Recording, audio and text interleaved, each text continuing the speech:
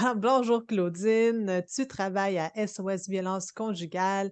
Maintenant, on fait une deuxième capsule en lien avec le féminicide. En fait, comment on pourrait informer la population faire une genre de sensibilisation, de prévention pour, pour la population en général, que ce soit les femmes, mais également les hommes, les jeunes. Donc, je pense que c'est important d'être au courant de qu'est-ce qui se passe, puis qu'est-ce qu'on peut faire pour prévenir le féminicide. Puis qu'on puisse, travailler en partenariat, en collaboration ensemble, quels sont les buts et les, objectifs de tout ça? Bien, il y a beaucoup de choses dans ta question, mais le volet important au niveau de la sensibilisation de la population, nous, je ne sais pas si vous avez remarqué, s'il y en a parmi vous qui est fan de nos réseaux sociaux, on parle toujours des féminicides quand ils se produisent, dès qu'on est au courant. On trouve ça important que la population les voit passer parce que, d'une certaine façon, c'est la pointe de l'iceberg du problème de la violence entre partenaires intimes au Québec. Puis, pour pouvoir changer les choses dans une société en lien avec la violence, bien, faut que c'est un problème social, hein? C'est pas un problème individuel d'une personne ou d'une famille. C'est un problème qui nous appartient à tous, qui est ancré solidement dans le sexisme qui demeure présent dans nos racines, un peu dans notre terreau, là, dans ce dans quoi notre société pousse.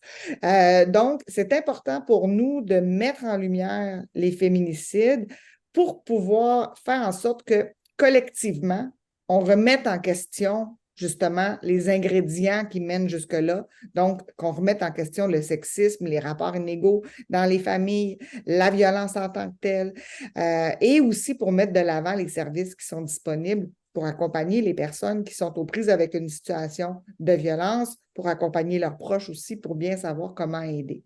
Donc, c'est sûr que nous, on se sert de ce levier-là pour, oui, que la population vive un outrage, parce que c'est dans cet outrage-là qu'on trouve l'énergie de changer les choses ensemble. Il faut que chaque personne se questionne sur moi. Là, moi, j'en pense quoi de la violence conjugale? Moi, quand il y a quelqu'un autour de moi qui a envie, je réagis comment? Je fais-tu des jokes là-dessus? Tu sais, tout ça, là, c'est ça qu'il faut remettre en question pour réussir éventuellement à changer fondamentalement notre façon de vivre nos relations amoureuses. Tu sais. Parce que s'il y a bien un espace dans notre vie où on devrait être en sécurité, c'est dans notre relation amoureuse au niveau relationnel, puis c'est dans notre maison au niveau physique.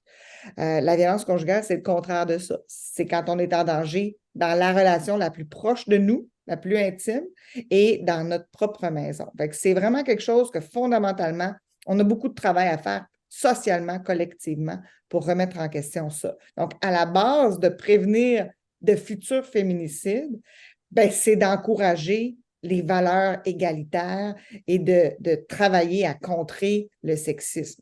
Donc, ça passe beaucoup par l'éducation des jeunes, de nos enfants, de nos adolescents. À SOS, on a créé une plateforme justement pour que les intervenants qui travaillent avec les jeunes puissent en parler de la violence conjugale, puis aider les jeunes à se questionner là-dessus, puis c'est quoi la violence, ça va jusqu'où, puis est-ce que je le vois, puis est-ce que je saurais comment aider mon ami? Donc, tout ça, là, c'est vraiment important. Parallèle à ça, bien, il faut offrir des services aux femmes qui sont en danger. Donc, nous, on travaille très fort à SOS pour, notre mission première, c'est de mettre toutes les personnes qui ont besoin d'aide en lien avec toutes les ressources qui peuvent les aider, y compris des ressources pour favoriser leur sécurité, comme les maisons d'hébergement à travers le Québec, mais aussi de l'information juridique. Donc, toute forme d'information ou de ressources qui peut donner du pouvoir puis contribuer à protéger les victimes, à les mettre à l'abri. Il y a aussi différents services qui sont en train de se mettre sur pied au Québec, entre autres suite au rapport Rebâtir la confiance qui a été fait il y a quelques années, qui a fait des conseils pour rebâtir la confiance des victimes envers le système de justice, parce que la justice, c'est une des façons d'assurer la sécurité ou en tout cas de contribuer à la sécurité des victimes.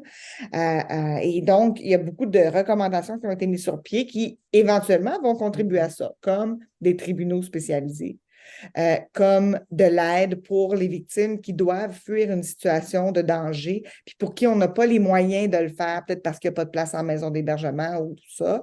Donc, il y a de l'aide supplémentaire qui existe aujourd'hui.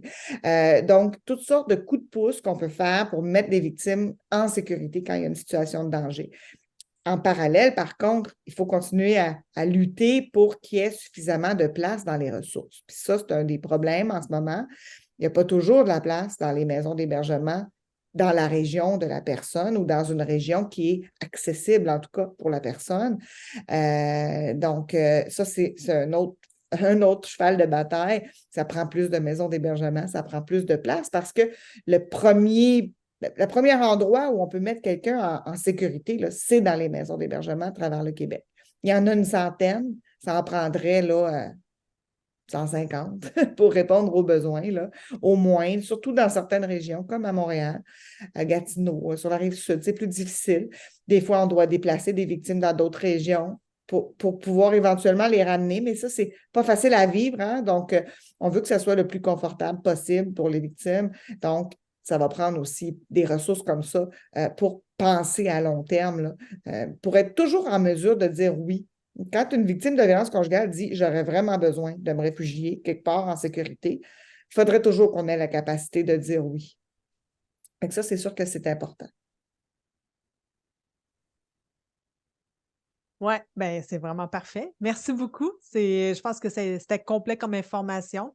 Puis la prévention, c'est sûr que c'est la base, puis de travailler en partenariat. Puis je pense que la base aussi, c'est d'avoir des relations égalitaires. Je pense que si on avait tous des relations égalitaires, il y aurait probablement beaucoup moins de problèmes. Une entente égalitaire, tous c'est des discussions, des décisions, qu'il n'y a pas de prise de pouvoir de personne. Je pense que s'il y aurait beaucoup moins de risques ou il n'y en aurait probablement pas de risques si on était dans une société comme ça. Alors, Ça fait, ben, merci beaucoup, Claudine, d'avoir accepté la rencontre avec moi aujourd'hui. ça fait plaisir.